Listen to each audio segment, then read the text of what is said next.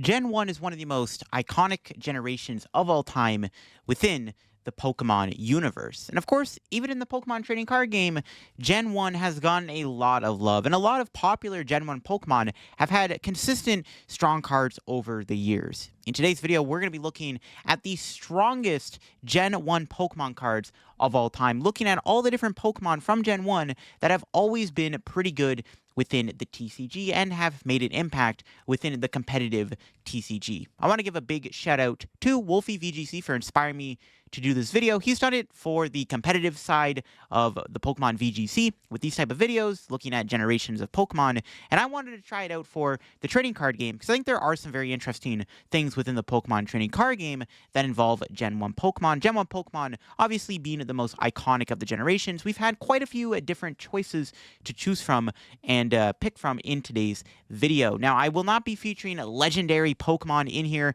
Cards like Mewtwo and Mew have always been very good, so that felt like it was cheating. We're going to be looking at non-legendary Gen 1 Pokemon who have had good Pokemon cards throughout the years. I have a couple honorable mentions and everything, and I'm definitely excited to crack into it and look at some of the Pokemon from Gen 1 that have been very good. If you're new here to my second channel, make sure to subscribe down below. We're on the road to 16,000 subscribers, and make sure to go on to leave a like on the video if you enjoyed the video. This one definitely took a while to film, and without further ado, let's take a look at some of the strongest Gen 1 Pokemon cards. Before we do get into the main selection of Pokemon I've chosen from for today's video, I wanted to start off with some honorable mentions. The first one I wanted to mention was Pidgeot. Pidgeot has had a fair share of decent cards over its span within the Pokemon TCG, and really only recently has started seeing a good amount of success, and that's all thanks to Pidgeot EX and Pidgeot V. Pidgeot EX is a staple card within the Charizard EX deck and is a very strong card even as its own control archetype. Its ability Quick Search allows you to search your deck for any one card and put it into your hand. It's a very good ability that allows you to make some pretty crazy combos and plays happen, and I mean, being able to search your deck for any card is insane. Charizard has seen an insane amount of success since its debut within the TCG, and ever since it won the San Antonio Regionals in 2023, Pidgeot Charizard has immediately become a top-tier contender in the format and has even been considered the best deck in the format. Pidgeot Control is also a fairly popular archetype, allowing you to use strong cards like Mawile, Luxray V, and even more control cards like Snorlax to stop your opponent from being able to play the game while you're spamming Quick Search every turn, grabbing any card out of your deck. Pidgeot V doesn't really see a lot of play outside of just being used for its own ability, but I think this card definitely deserved to be mentioned within this video for the honorable mentions, because it's a pretty good card. It even was featured in Raymond Long's Peoria 2023 winning Lost Zone Kyogre deck. The ability to put the Forest Seal Stone item card onto the Pidgeot V allows you to use its ability, but also use the Forest Seal Stone while then putting the Pidgeot back into the deck. Pidgeot V does see play also for its ability to infinitely loop itself, as its ability allows you to put it from your bench into your deck, and you can do this as often as you like in a game. So effectively, if you're going to deck out, you can just put Pidgeot V back into your deck and you won't deck out. You'll draw the Pidgeot V and then you can shuffle it back into your deck. This allows you to infinitely loop your deck over and over. If your opponent cannot mill your deck at all and stop the Pidgeot V's ability, you'll never deck out. Now, there also was some play for Pidgeot EX, the old EX. It saw a minor play back in the day, as its Mirror Move attack could have been a sneaky way to knock out Pokemon that tried to attack into you. And of course, the main reason I wanted to mention Pidgeot was because Pidgeot EX has had a minor reprint from the past with the old school Pidgeot, which had the exact same Quick Search ability. So this ability on a Pidgeot has been used twice within the TCG, and the old school Pidgeot with Quick Search was also a staple of the TCG back in the day. Another quick mention is Pidgeotto itself also saw quite a bit of play. While Pidgeot wasn't as popular as the Pidgeotto from the set that it got released in, Pidgeotto from Team Up saw quite a bit of play thanks to its ability Airmail, allowing you to look at the top two cards of your deck, putting one in your hand and then the other at the bottom of your deck. The idea of this ability is you would have multiple Pidgeottos out. You could see a lot of cards in a single turn. Pidgeotto saw a lot of play as a control deck. Seems like Pidgeot really likes to be a control style card because Pidgeot Bird Control, as it was called, was a very strong deck from back in the day, and being able to infinitely loop resources with a Ranguru and then also having the drawn into Pidgeotto made for a pretty deadly deck. Pidgeot hasn't had a fair share of cards, though, and really, while a lot of its success is warranted to more newer cards, I did want to mention Pidgeot. The next one we'll mention was Dragonite. Now, Dragonite, being one of the strongest Pokemon from Gen 1, surely has to have a lot of broken cards, right? Well, I hate to break it, Dragonite has had its fair share of mid, but it has had some pretty decent cards already, and I did want to highlight Dragonite in the video. The most notable version of Dragonite I could think of was Dragonite V, which came out in Evolving Skies. Dragonite V was the poster child of the Lost Box archetype for quite a while as one of the best Pokemon to attack with within that deck. Its attack Dragon Gale for 2 water and a lightning energy did 250 damage. This was fantastic. It was a great amount of damage to do. You were knocking out a lot of other big basic Pokemon. You could even power up Dragonite super quickly with the power of Mirage Gate, allowing you to easily charge this thing up through the form of an item card. Of course, Dragonite having 230 HP wasn't too shabby either, and even though Dragonite V was starting to slip in terms of popularity within the Lost Zone decks when other big partners like Roaring Moon and Iron Hands were starting to get popular, Dragonite V still saw a lot of success within Lost Box even up until it rotated out of the standard format. Dragonite V was able to get second place at the Knoxville Regional Championships this year in the Lost Box archetype. Dragonite GX did see a bit of play too, not as its own attacker in its own deck, but it was actually used as a partner for Mewtwo and Mew Tag Team GX to copy. Mewtwo and Mew Tag Team was one of the strongest tag team Pokemon ever made, and like I said, Mewtwo and Mew are not going to be featured within this video, but that doesn't mean I can't talk about one of the Pokemon that did see a little bit of play within the deck. Basically, it was used for the attack Sky Judgment, which for 5 energy did 270 damage, and then you had to discard 3 energy from it. Basically, it was just used as a great way to finish stuff off. 270 damage was a solid amount of damage to do at the time, as you could knock out other opposing tag team Pokemon, and was just a great way to do big damage when you needed to with your Mewtwo and Mew. Dragonite EX saw a minor play for its ability pull-up, allowing you to put Pokemon from your discard pile back into your hand. This was useful in decks that revolved around the stadium card Skyfield, and also saw a little bit of play with Mega Gardevoir EX. And finally, there's Dragonite FB. Now, Dragonite FB was mainly used as a counter to Garchomp C Level X, which was weak to Colorless. You could use Dragonite FB with the Energy Gain tool card, allowing you to use Mock Blow for a single double colorless energy, and it did 20 damage, and if the defending Pokemon was an SP Pokemon, the attack's base damage was 80 instead of 20, which of course was enough to KO Garchomp C Level X, which was a really good way to counter that Pokemon for just a single energy attachment. And since Garchomp C was one of the strongest Pokemon at that time, it was a great way to counter it, as it only needed a single energy. It sucks that we never really saw any other super broken Dragonite cards, and unfortunately some of the new Dragonites like Dragonite EX is just kind of bad, and unfortunately probably not going to see any play, but one can only hope we'll get more good Dragonites in the future.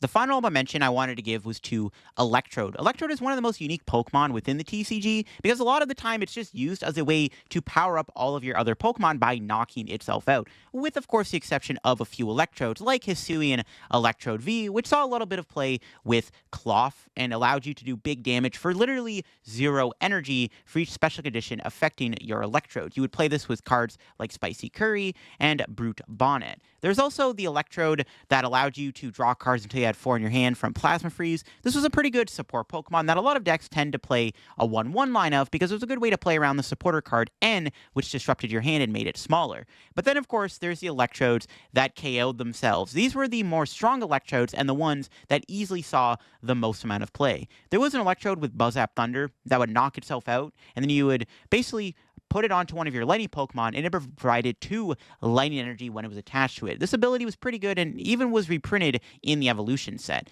There's also Electrode GX, one of the most infamous Electrodes that honestly one day could get banned in the expanded format. This ability, Extra Energy Bomb, allows you to knock yourself out, and then you can put any amount of energy from your discard pile to your Pokemon except for your GXs and EXs. This means you can use Electrode to power up Pokemon like VMAXs, V-Stars, which is pretty ridiculous, allowing you to make some pretty broken combos happen, and definitely is a toxic ability. You also get to activate stronger cards like Ace Trainer and N to disrupt your opponent's hand because you're giving up prizes with Electrode's ability.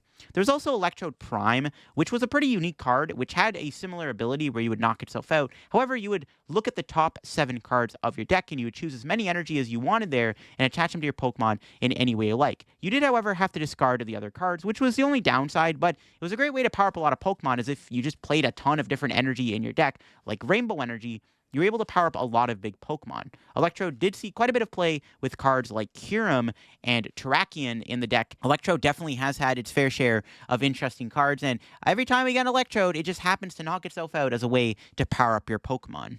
All right, here we go. Moving into the proper list. Well, let's just get this one out of the way, folks. We got Charizard. Charizard is Pokemon's moneymaker. It's their most iconic Pokemon.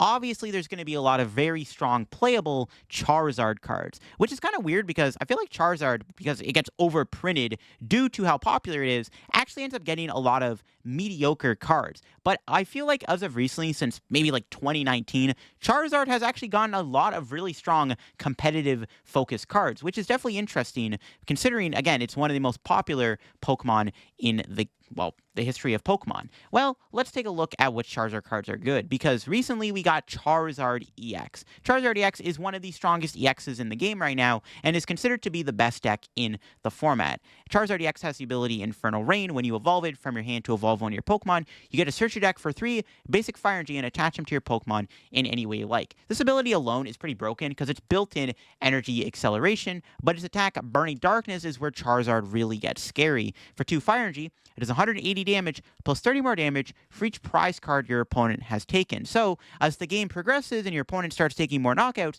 Charizard EX starts hitting some pretty high and dangerous numbers. Combine that with Charizard's whopping 330 HP, Charizard becomes a huge menace when left unchecked. Like I said in the honorable mentions, Pidgeot is one of the best partners for Charizard, but Charizard does see quite a bit of play with cards like Bibarel, and of course sometimes even saw play with a few other V Pokemon like Rotom V, Lumineon V, Entei V, and even the Pidgeot V I mentioned earlier. Charizard EX, like I said, is one of the best decks in the format right now, and supposed to be the best deck for the World Championships 2024. It's his first World Championships where it's legal, so we'll see if Charizard can actually win the World Championships, because it definitely could. It's already won some regionals, so it's definitely possible that it could get there. Radiant Charizard is also a really good Charizard card, and ironically sees a ton of play within the Charizard EX deck. Its ability Excited Heart basically makes it so as the game progresses, it gets to attack even easier. With its ability, basically the attacks this Pokemon will cost 1 colorless more for each prize card your opponent has taken. Its attack Combustion Blast does require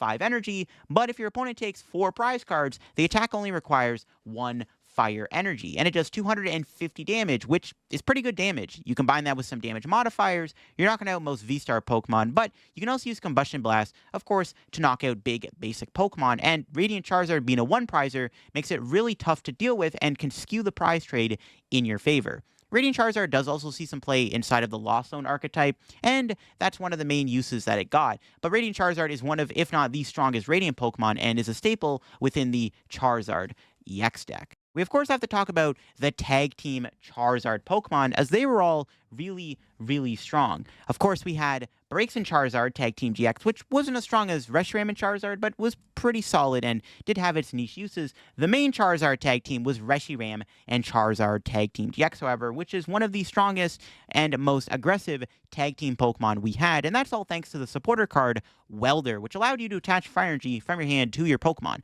Really good card because you were able to charge up your Reshiram and Charizard through the effect of a supporter card. It had 3 different attacks, all of which were really, really good. The first one was Outrage, which did 30 plus 10 more damage for each damage counter on this Pokemon. This Pokemon could do a ton of damage if it took a huge hit. If you weren't able to knock it out in one hit, Outrage could punish you. Then there was Flare Strike, which did require 4 energy, but keep in mind Welder did exist. You could easily Welder to your Reshiram and Charizard and build it up in 2 turns, which wasn't very hard to do, and it did a whopping 230 damage, which was pretty solid damage. And then finally, we had its GX attack, Double Blaze, which for 3 Fire Energy did 200 damage. A lot of the time, that was all you really needed to do was 200 damage, because it allowed you to take those big knockouts. The other effect, though, did require 3 more Fire to do an extra 100 damage, which was 300 damage, which was pretty good numbers because you could obviously KO opposing tag team Pokemon. And if you were attaching energy while doing Welder, you could easily get 6 energy in 2 turns. Welder made Reshiram and Charizard super broken, and Reshiram and Charizard was so good that it even started seeing play as a Pokemon to copy within the Mewtwo and Mew Tag Team GX deck. Charizard VMAX wasn't terrible either, and while it didn't see a lot of play, it saw minor play with Arceus V-Star, and of course GMAX Wildfire did do 300 damage, so it was a great way to hit really hard. And of course there was also the Charizard EX from way back in the Flash Fire set, which actually saw play thanks to the supporter card Blacksmith, which allowed you to put fire energy from your discard pile onto one of your Pokemon. So you could charge up Charizard EX with double Colorless Energy and Blacksmith, and its attack Combustion Blast, which at the time did 150 damage, was honestly a pretty solid attack, and especially because you could build it up super easily with the help of Blacksmith. This card did do pretty good in regionals back in the day, and was a fairly successful card.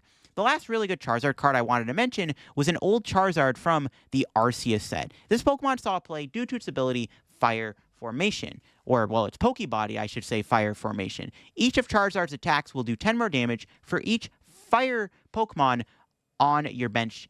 So, pretty good stuff. If you had a ton of Fire Pokemon on your bench, Charizard did even more damage. Its attacks weren't bad either. You had Fire Wing, which did 1 for 30, and then you had Burning Tail, which did 3 for 80. You obviously could power up Charizard by attaching, and it was actually a pretty strong card because the more Charizards you had in play, the more damage this Pokemon ended up doing, and it was actually a fairly successful deck. I don't think it really was, like, super overpowered or anything, but I do recall this Charizard being a popular deck back in the day. Charizard has had a lot of other Pokemon cards that have been more on the mid side that I didn't really want to mention, but these are all, in my opinion, the standout Charizard cards that have all been very good. And since Charizard keeps getting good Pokemon cards, who knows if that'll keep up, or we're going to go back to getting the mediocre Charizard cards. But Pokemon does love Charizard. It prints the money. It's no surprise why we have so many. Now, if we want to talk about annoying Pokemon cards, we got to talk about Vileplume, because oh boy, Vileplume has had its fair share of annoying cards, and that's mainly because Pokemon has printed 2 different Vileplume cards that item locked the opponent. Item locking has been one of the strongest strategies within the TCG, and has also been one of the most annoying strategies. A lot of decks rely on item cards in order to play the game. So when you're item locked and you can't play most cards in your deck, well, your deck doesn't function properly, and your deck kind of just falls apart. And one of the most iconic ways to item lock your opponent was, of course, through Vileplume. We had 2 different Vileplumes. There was Vileplume from the Undaunted set, from Heart Gold Soul Silver, and there was a Vileplume from Ancient Origins, both of which had the same ability where each player can play items from his or her hand. And that was really, really annoying because you could actually do this super quickly with Rare Candy. But the annoying thing was the Ancient Origins Vileplume was able to be put into play in a single turn, item locking your opponent immediately. With the effect of the Stadium card, Force the Giant Plants, you were able to actually go from Oddish to Gloom to Vileplume. On the turn, you put the Oddish into play, which usually is not allowed because you have to wait to evolve your Pokemon when you bench it, but with the Stadium Force Giant Plants, that broke the rules, and you could just put Vileplume into play immediately, making it so you could item lock your opponent a lot of the time before they had a turn.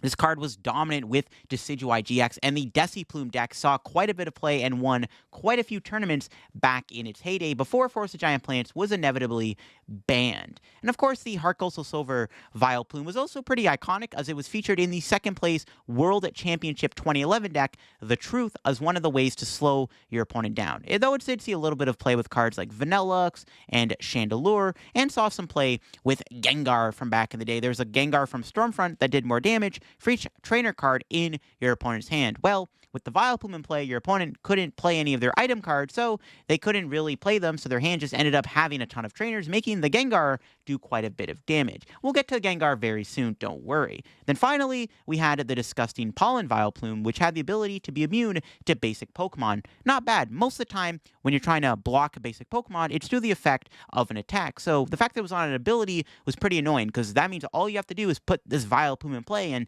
decks that relied heavily on basic Pokemon, a lot of the time, really couldn't deal with this card. Vileplume has had some annoying Pokemon, and we'll have to see if Pokemon print any more annoying Vileplume cards in the future, because I definitely had to highlight it. Even though it hasn't had that many good cards, it is worth highlighting the 2 item lock Vileplume cards, as they were very strong and iconic from their separate era, and definitely made the opponent very frustrated when they were put into play. Speaking of annoying Pokemon, now we gotta talk about Snorlax, which has actually had its fair share of really strong cards, especially in the past few years. I feel like Pokemon have printed a lot more playable Snorlax cards over the past little bit, but yeah, Snorlax has had its fair share of good and annoying cards, especially the Pokemon Go Snorlax, which is recently the most newest stall deck that's making everybody rage quit the game. Its ability Block, where if it's in the active spot, your opponent's active Pokemon can't retreat. A lot of decks literally have no way to counter Snorlax, and that's what makes it super annoying. And of course, this is ironically a reprint of an old Snorlax from the Plasma days, which had the same ability where if it's in the active spot, your opponent's active can't retreat. Though that Plasma Snorlax was never as good as the Pokemon Go one, because back in the day,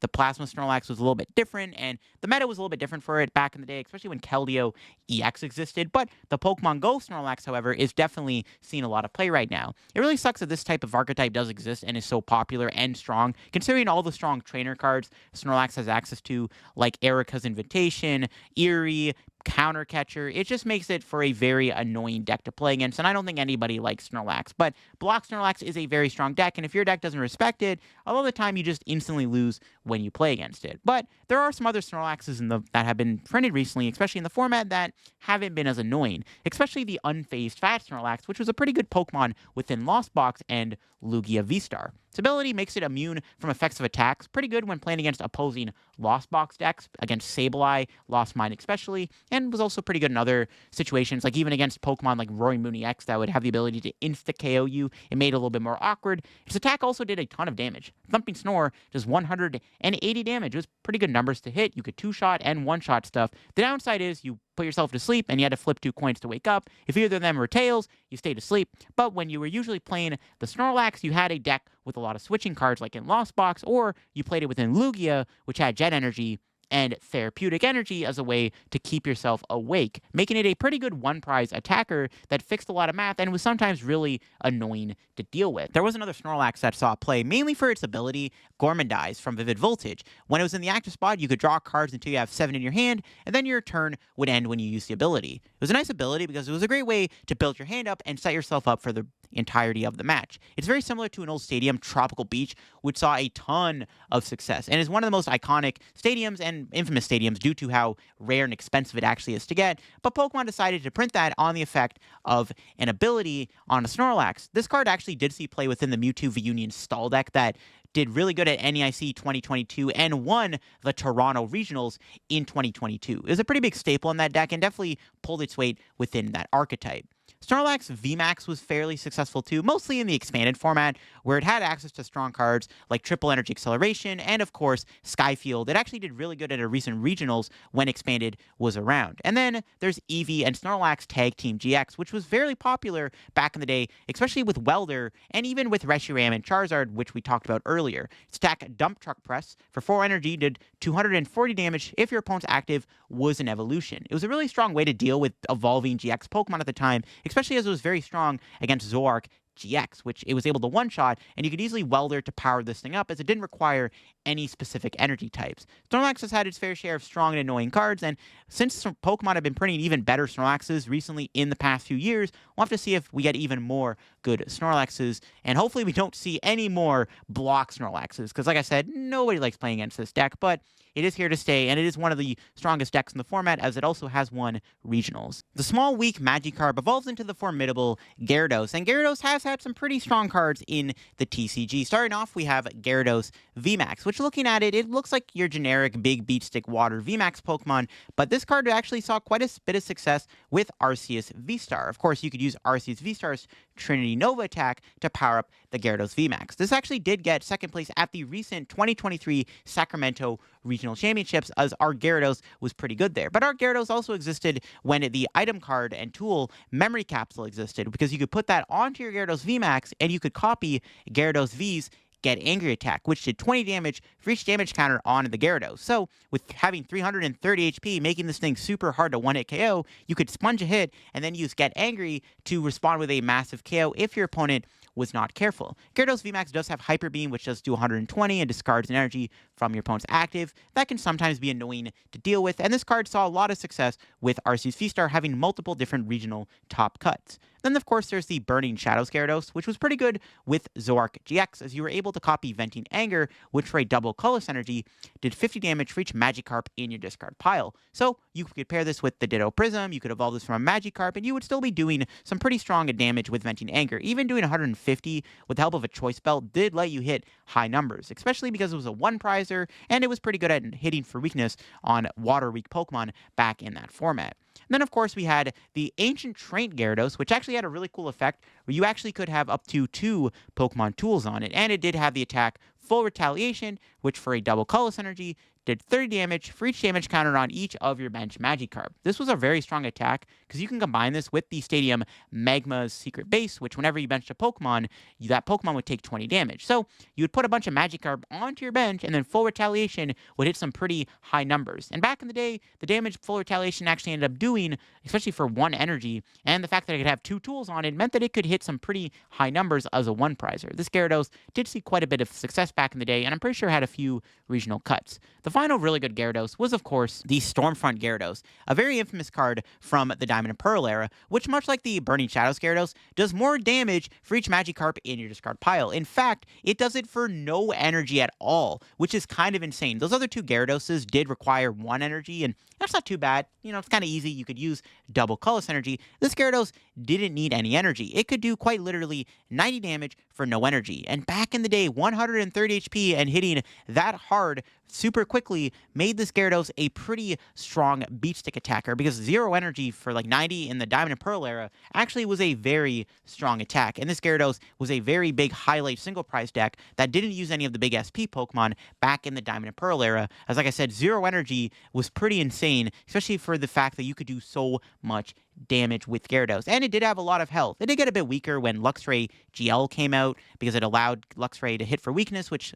slightly hurt you, but again, it was a really good one-prize attacker, and it did so much damage for no energy. A lot of the time, you could donk your opponent with broken time space in play. You could go immediately into Gyarados, and as long as you can discard those Magikarp super quickly, this Gyarados was hitting it like a truck. While we're on the topic of water Pokemon, we gotta talk about everyone's favorite starter, Blastoise, which actually has had some good cards, and that's all thanks to them having the same ability, the Rain Dance / Deluge ability, which of course basically allows you, as often as you like during your turn, you can attach a water energy from your hand to one of your Pokemon, meaning that every time you have a water energy, you can put as many as you want into play in a single turn. Blastoise is a stage 2, which is its only downside, but back in the day, that wasn't a big deal. And there are even ways to put Blastoise into play on your first turn going second, which is pretty insane. Blastoise even won the World Championships in 2015. You would put into play with the supporter card Archie's Ace in the Hole, which, if it was the only card in your hand, you could put a water Pokemon from your discard pile onto your bench, putting a Blastoise into play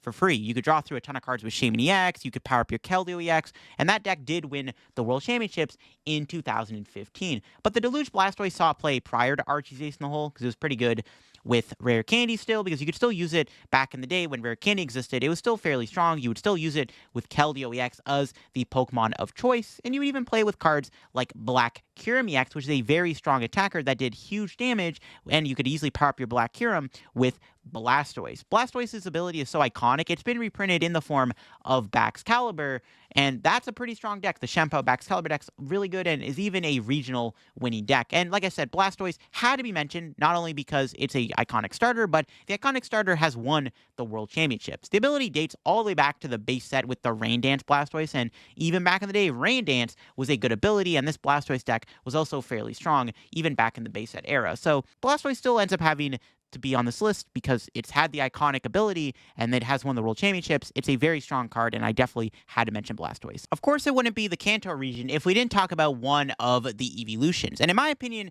the best evolution to ever receive the best amount of Pokemon cards was easily Jolteon. Jolteon has had quite a few good Pokemon cards over its span. Of course, we've had Jolteon VMAX, which was a very strong deck when it did exist before Manaphy got printed. It did have that effect where Max Thunder Rumble did 100 damage, and then did 100 damage to one of your opponent's Pokemon on the bench with any damage counters on it. Like I said, before Manaphy came out, this Pokemon was actually a pretty strong archetype. And even when Manaphy did get printed, this still saw a little bit of play. You could actually use Max Thunder Rumble with the Elemental Badge Tool card, allowing your Jolteon VMAX to do the attack for a single Lightning Energy. It was a top deck back in the day before Manaphy, and I did want to highlight Jolteon VMAX, even though it did fall off fairly quickly when Manaphy did come out. There's also a Jolteon GX, which saw quite a bit of play in Pikarom and Zapdos decks. Zapdos easily would have made this list for the record if we were counting legendaries, but I did want to mention Jolteon GX, as it did see play in those archetypes, as it did have 3 good attacks. You had Electro Bullet that did 30 and then 30 damage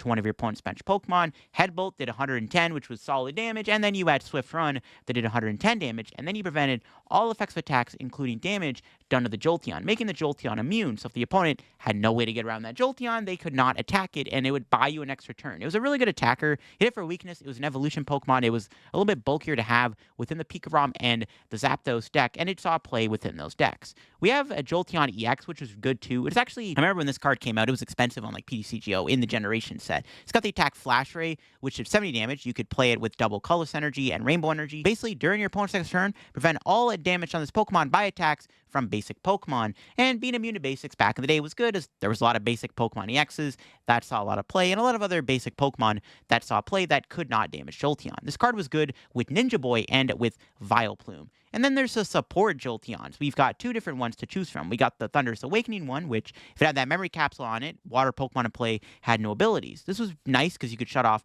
the Shady Dealings and Talent Engine. It saw play with an Arceus and even got, I think, second place at the World Championships in 2022 in the Arc Decidueye deck that did have the Jolteon, as Palkia was super popular for that tournament. And then there's the Electric Effect Jolteon, where each of your Stage 1 Pokemon in play became a Lenny Pokemon. It was actually nice to have against Shaymin EX and Mega Rayquaza, which were very popular, so being able to turn a Stage 1 Pokemon and hit them for weakness was actually very valuable. And then even the Yellow Ray Jolteon, I'm pretty sure, was featured within a World Championship winning deck, proving that Jolteon has had a lot of good cards. Nothing too insane out of the Jolteons, but a few Jolteons have made it all the way to the finals of the World Championships, and most of them have had some competitive success, making Jolteon the best evolution in the Pokemon TCG from the Kanto region. And finally, we gotta talk about the spooky ghost Pokemon, Gengar. And oh boy, Gengar has had so many good cards, arguably the most out of any of the Kanto Pokemon so far. Of course, we have had a lot of good Gengar 2 prize options, like the most recent one, Gengar VMAX. Gengar VMAX's attack, Fear and Panic, did 60 damage for each of your opponent's Pokemon V and GX in play, and then did 250 damage. The fact that Gengar was a single strike Pokemon meant that you could put single strike energy on it, which made the Gengar do more damage, and Gengar VMAX during the Brilliant Stars format was a very good counter to Mew VMAX, one of the best decks in the format, and also was just a very aggressive attacker, as it did so much damage and could one-hit KO anything in the active spot. In fact, the first ever regional we had since the pandemic, Gengar Arceus ended up winning that regional, which was really cool. So Gengar VMAX will always be known as the first ever VMAX to win a regional championships post-pandemic. Then, of course, there's Gengar Mimikyu Tag Team GX, one of the most infamous tag team cards due to how annoying it is with its Horror House GX stack. Basically, your opponent can't play any cards from their hand, and if you have another energy on it, they have to draw cards until they have 7 in your hand. The idea is you have to combine that attack with Poltergeist, which for 2 psychic energy does 50 damage, and your opponent reveals their hand, doing 50 damage for each trainer you find there, but Horror House ended up just being really good as a way to buy a turn and make your opponent unable to play the game for 1 turn. And this gave you an extra turn to work with to win the game, because your opponent can't play any cards while they can't bench any Pokemon or anything. Really annoying within Expanded, and Gengar and Mimikyu saw quite a bit of play with Mewtwo and Mew Tag Team, and even with Shadow Rider Calyrex VMAX. Then, of course, there's Gengar EX, which has had a top 32 placement at the World Championships with the attack Dark Quarter that did 60 damage, poison your opponent's active Pokemon, and then you switched the Gengar with one of your bench Pokemon. You would play this with Trevenant, which when you put Trevenant in the active, you would then item lock your opponent, so that was a very annoying combo, and it did get top 32 at Worlds and was a fairly successful deck during its run. Then there's Gengar Prime. Now, Gengar Prime never really had insane success,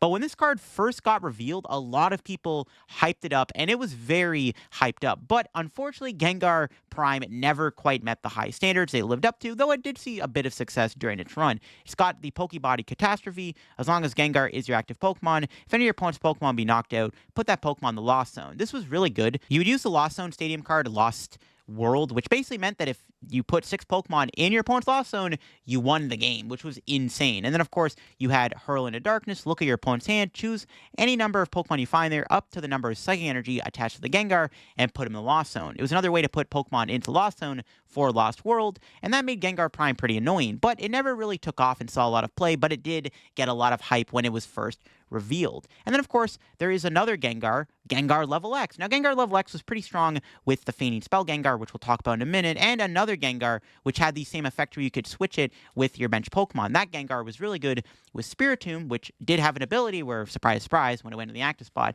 you item locked your opponent. Gengar Level X did evolve into that Pokemon, giving you a little bit more bulk, but also gave you that level down Poke Power. Once you're in turn, you may choose one of your opponent's Pokemon Level X and remove that Pokemon from that Pokemon and put it back into their hand, or into their deck, sorry, which was really good. Being able to put that Pokemon back meant you de-evolved it, but that also meant that you would potentially knock that Pokemon out because you're technically removing HP from them. And then, of course, we had the Feigning Spell Gengar, which saw a lot of play with the Vileplume card we talked about earlier. The Feigning Spell Gengar has that ability where if it would be knocked out by damage from an attack, you flip a coin. If heads, that defending Pokemon is knocked out. Sometimes knocking out Gengar would be bad because you knock it out, well, there's a 50-50 chance you also get KO'd in return. Its attack Poltergeist was really good with Vileplume's item lock ability, as it did 30 damage, and it did 30 damage for each trainer, supporter, or stadium in your opponent's hand, meaning that, well, if your opponent's item locked, they can't play their items, and then Poltergeist can do a ton of damage, making it really hard to play around this Gengar, as its annoying ability and strong attack in combination